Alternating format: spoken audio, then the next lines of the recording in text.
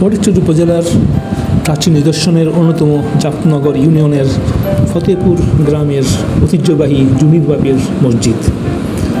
দক্ষিণ ফটিকছড়ির অন্যতম বৃহৎ বাণিজ্য কেন্দ্র মোহাম্মদ তকিঘাট হইতে পশ্চিমে 20 ডালা সড়ক দিয়ে আধা কিলোমিটার পরে এই মসজিদের অবস্থান।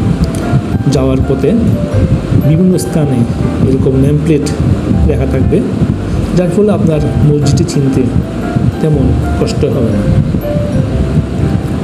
এর মসজিদটির সঠিক ইতিহাস কেউ দিতে না পারলেও স্থানীয় প্রবীণদের মতে আনুমানিক 150 বছর আগে মসজিদটি প্রতিষ্ঠিত।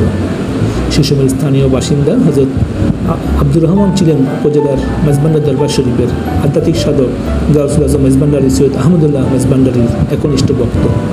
সেই সুবাদে সৈয়দ আহমদুল্লাহ মেজবান্ডারি ওই এলাকায় বেশি আসা যাওয়া করতেন।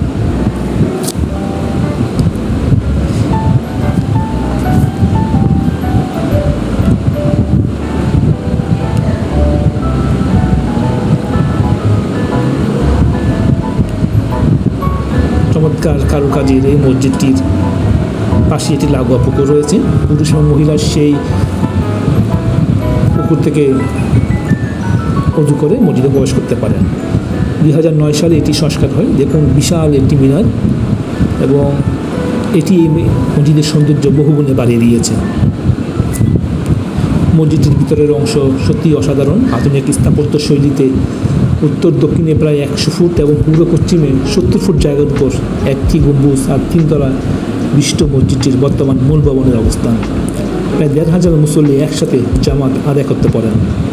রয়েছে মহিলাদের জন্য আলাদা ইবাদতখানা।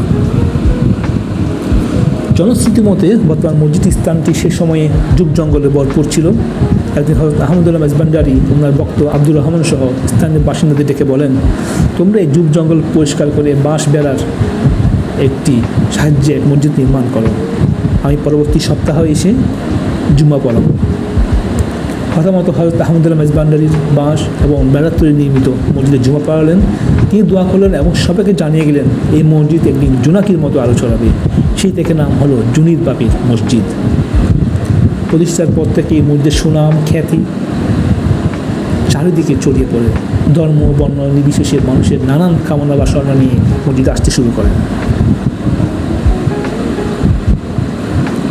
এই মসজিদে খাস নিয়তে দান করলে মনের আসনা কামনা বাসনা পূর্ণ হয়। তাই সবাই এই মসজিদটি একবার হলেও পরিদর্শন করতে আসবেন। ধন্যবাদ সবাইকে।